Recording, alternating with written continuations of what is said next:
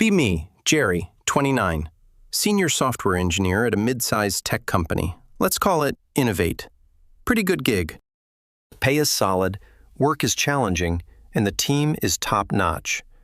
We're the core engineering crew, the guys who built the company's flagship product from the ground up.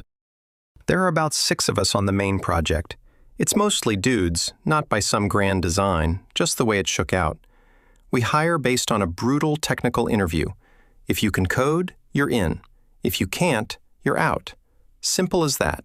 Meritocracy. My boss, James, is the CEO. He's a former engineer himself, so he usually gets it. He handles the business side of things now, but he still understands the tech, which is a rare blessing. Our team has a kind of unspoken rhythm. We know who's good at what. One guy is a database wizard. Another can optimize code until it runs on a potato.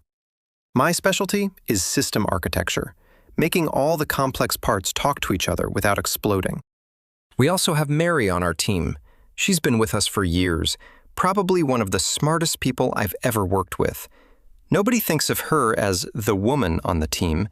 She's just Mary, the person you go to when your database queries are taking forever. The office culture is relaxed. We work hard. We joke around. We grab beers after a big release. It's a job, but it's one of the better ones. No drama, no politics, just code. Or so I thought. It all started a few months ago, maybe late spring. James calls an all-hands meeting on a Monday morning. This is unusual. He usually just sends out a company-wide email. Everyone gathers in the main conference room, grabbing coffee and donuts. James stands at the front, looking a bit more corporate than usual, a little stiff. He talks about growth, new markets, scaling up the company for the next phase. Standard CEO stuff. Then he gets to the real reason for the meeting. He announces we've hired a new head of people in culture.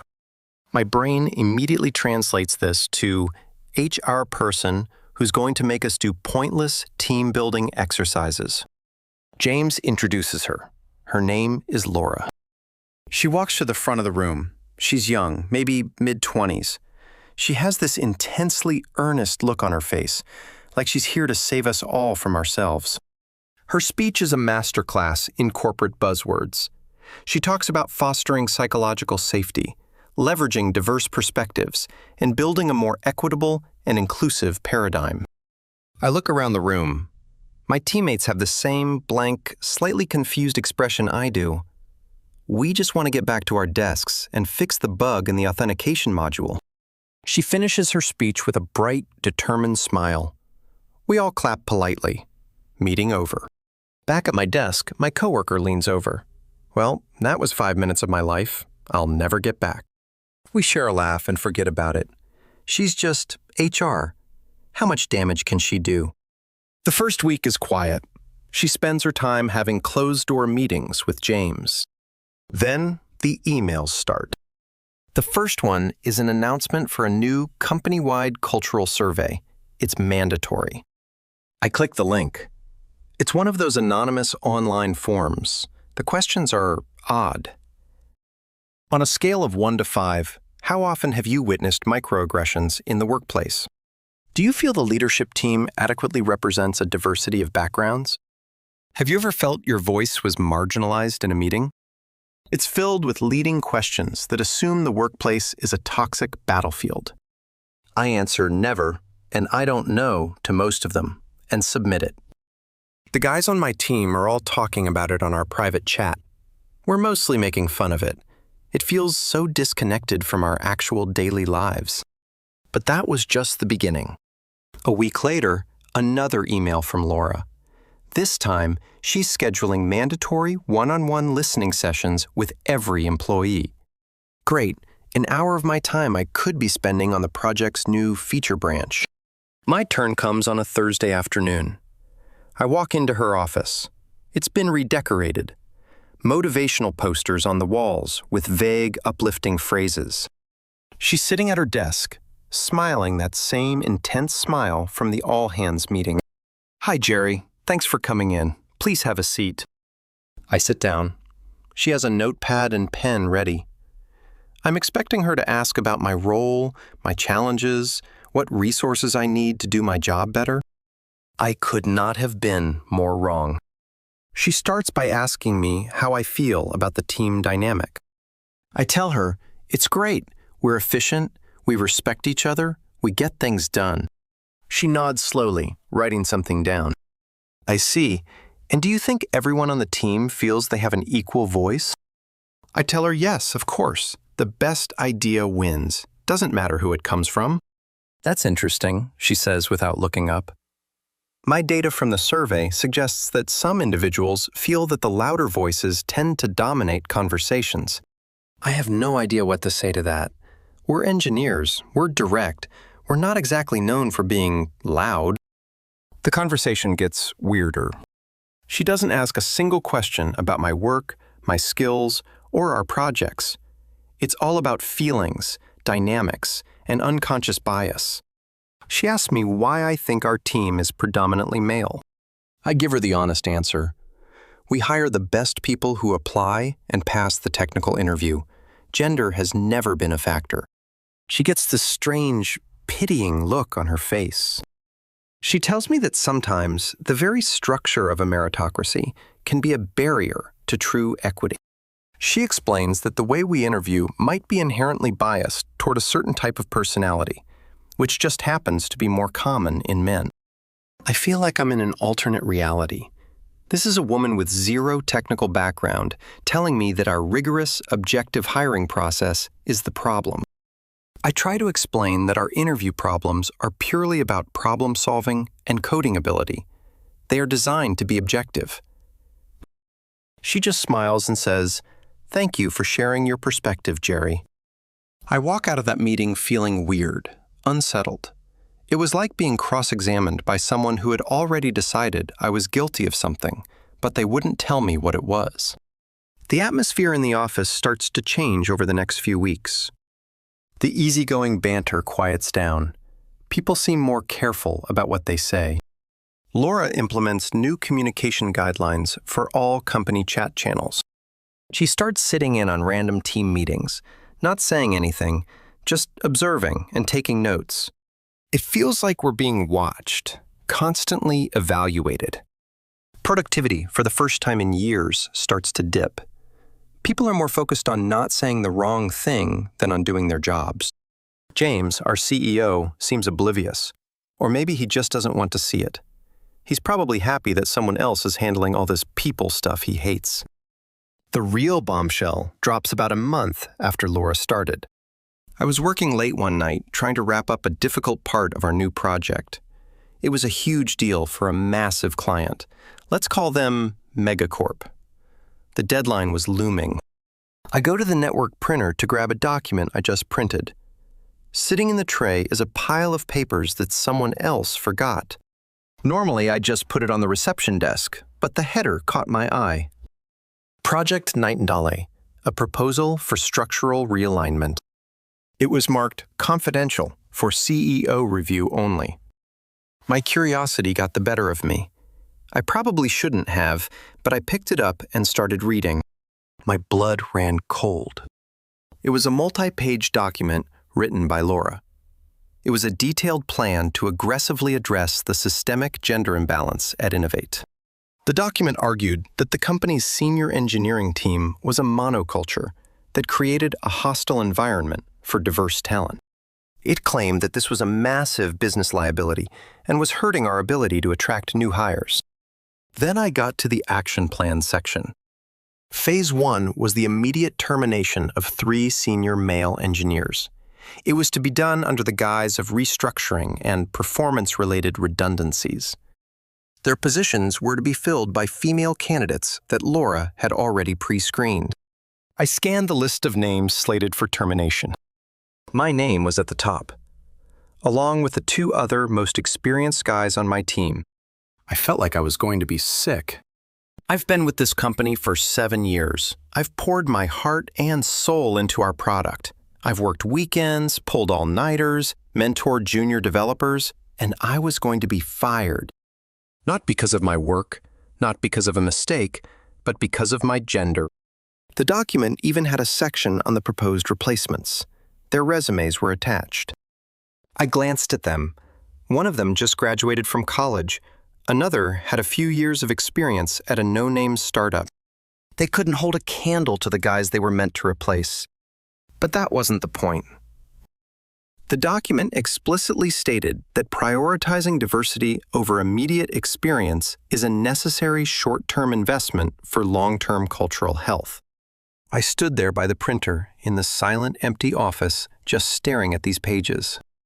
It was a declaration of war. A war on me, on my team, on everything we'd built.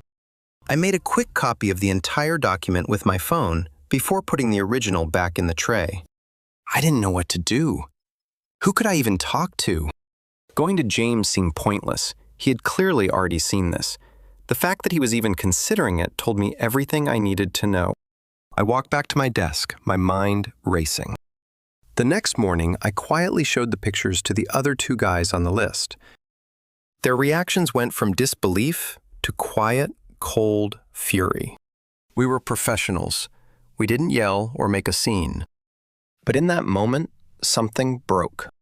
Our loyalty to the company, our motivation to go the extra mile, it all just evaporated.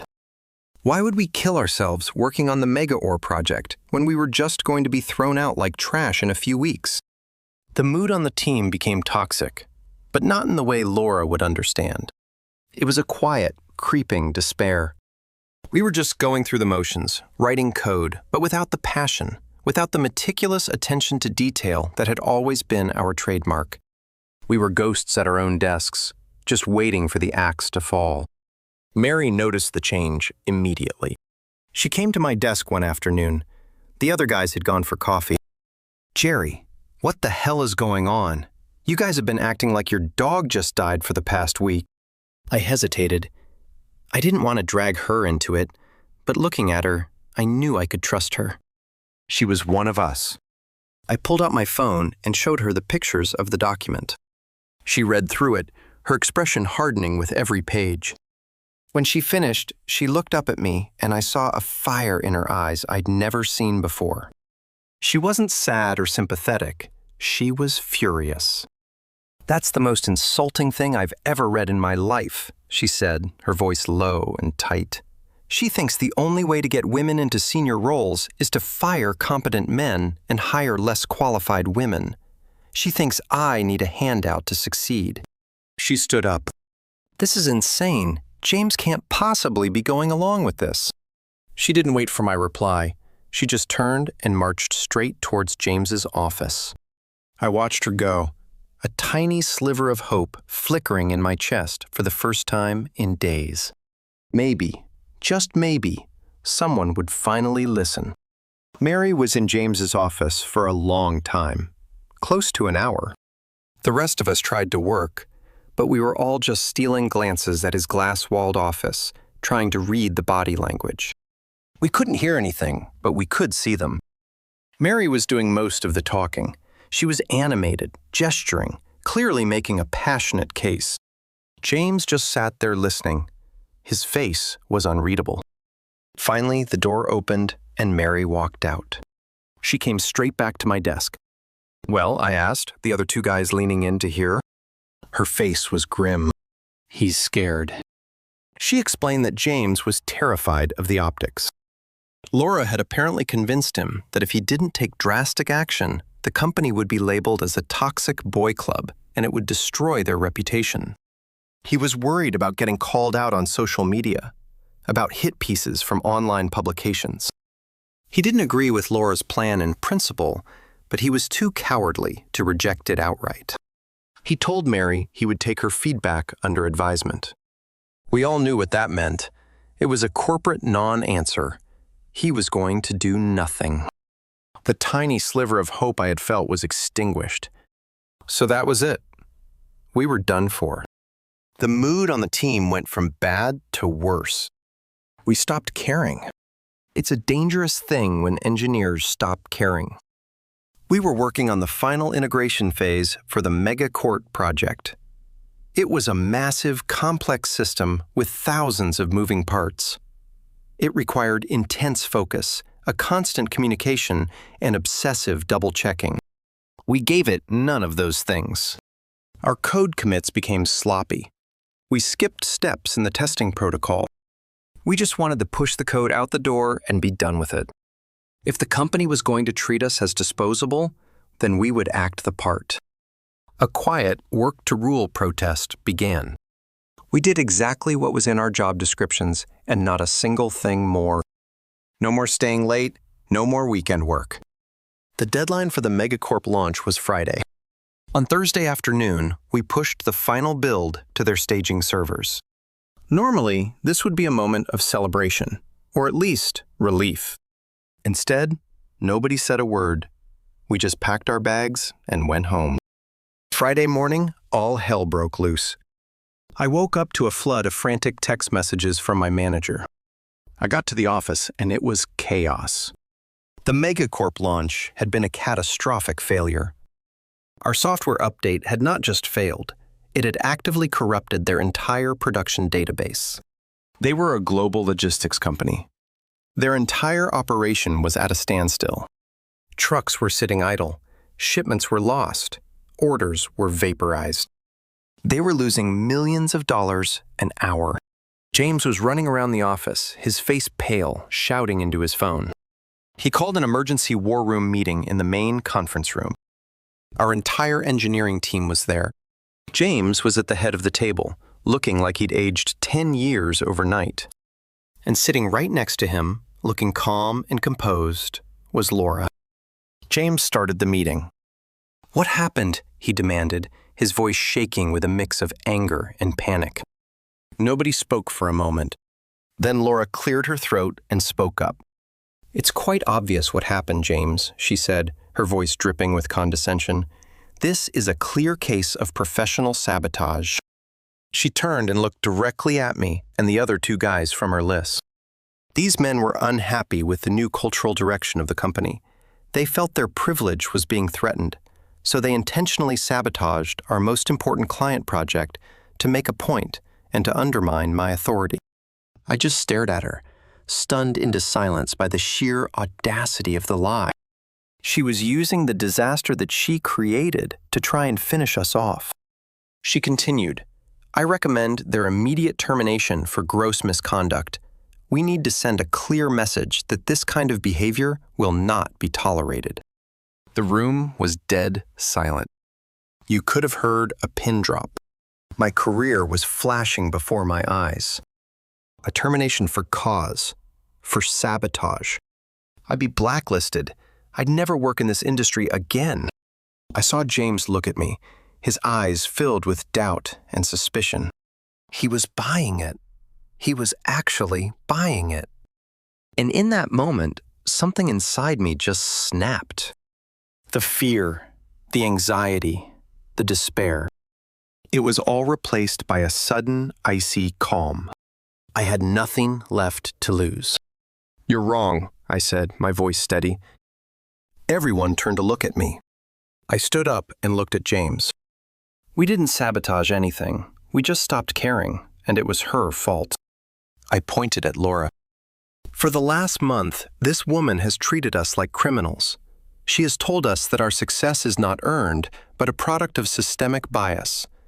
She has created an atmosphere of fear and suspicion where everyone is afraid to speak their mind." I pulled out my phone, and I have the proof. I connected my phone to the conference room projector, and I brought up the pictures I had taken of her project, Night and Ale document. I went through it page by page, reading her own words out loud for the entire room to hear. Her plan to fire us based on our gender, her justification that hiring less qualified candidates was a good investment, her strategy to disguise the firings as performance issues. When I was done, the silence in the room was deafening. Laura's face was white as a sheet. She was staring at the screen, her mouth opening and closing, but no words coming out. James was looking from the screen to Laura to me. You could almost see the gears turning in his head. The fear of a social media scandal on one side, and the cold, hard reality of total business annihilation on the other. The CTO of Megacorp was probably on the phone with his lawyers right at that very moment. The choice was simple: save his reputation or save his company. He finally made a decision. He turned to Laura, and his voice was cold, stripped of all warmth. "Laura, is this your document?" She stammered. It was a proposal, a hypothetical, a thought experiment to stimulate discussion. "Is it your document?" James repeated, his voice dangerously quiet. "Yes," she whispered. James stood up. He looked at her with utter contempt. "You are fired, effective immediately.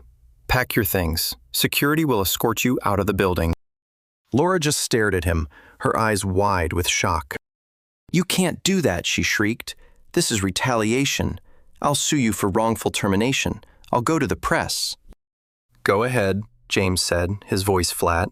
"My lawyers will enjoy showing them this document and the emails from our biggest client about the tens of millions of dollars your cultural direction just cost us. Now get out." Security guards appeared at the door. They walked over to Laura and gently but firmly guided her out of the room. She was still shouting about patriarchy and oppression as they led her away. Once she was gone, James slumped back into his chair and put his head in his hands. He stayed like that for a full minute. Then he looked up, and his eyes were on me and my team. "I am so sorry," he said. His voice was with genuine remorse. "I messed up.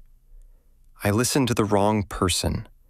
I let fear guide my decisions, and I betrayed the people who built this company. There is no excuse for what I did." He looked at me. "Jerry, what's the damage? Can we fix this?" I looked at my teammates. The anger and despair on their faces had been replaced by something else. A grim determination. Our company had been poisoned, but the poison was gone now. It was time to clean up the mess. "We can fix it," I said, "but it's going to take all weekend, and it's going to cost you." James nodded. "Whatever it takes. Name your price." So we told him a massive company-saving bonus for every person on the engineering team, a formal written apology from him to be sent to the entire company, and a promotion for me to lead architect with full authority over the technical direction of the product. He agreed to everything, without hesitation. And so, we worked. We worked for 48 hours straight, fueled by coffee and a renewed sense of purpose. It was a brutal, grueling weekend. We rebuilt the corrupted database from backups. We hunted down the bugs in our sloppy code. We tested and retested every single line. It was the hardest I've ever worked in my life. But by Monday morning, we had done it. The system was stable. The data was restored. I was the one who got on the call with the Megacorp CTO. I apologized profusely for the failure. I didn't make excuses or blame anyone. I just owned it. I explained the technical steps we had taken to fix it, and the new protocols we were putting in place to ensure it would never happen again. He was still angry, but he was a tech guy. He understood that disasters happen. What he cared about was how we responded. We saved the contract. It was bruised, but not broken. Life at Innovate is different now. The paranoia is gone. The easygoing atmosphere is slowly returning. James is a change man. He's more humble, more engaged with the technical teams. He learned a very expensive lesson about prioritizing buzzwords over competence. My team is stronger than ever. We went through a fire together and came out the other side. As for Laura, I looked her up on LinkedIn out of curiosity a few weeks later. Her profile says she's now a freelance DEI consultant and thought leader. She writes long posts about the challenges of being a female visionary in a world that's resistant to change.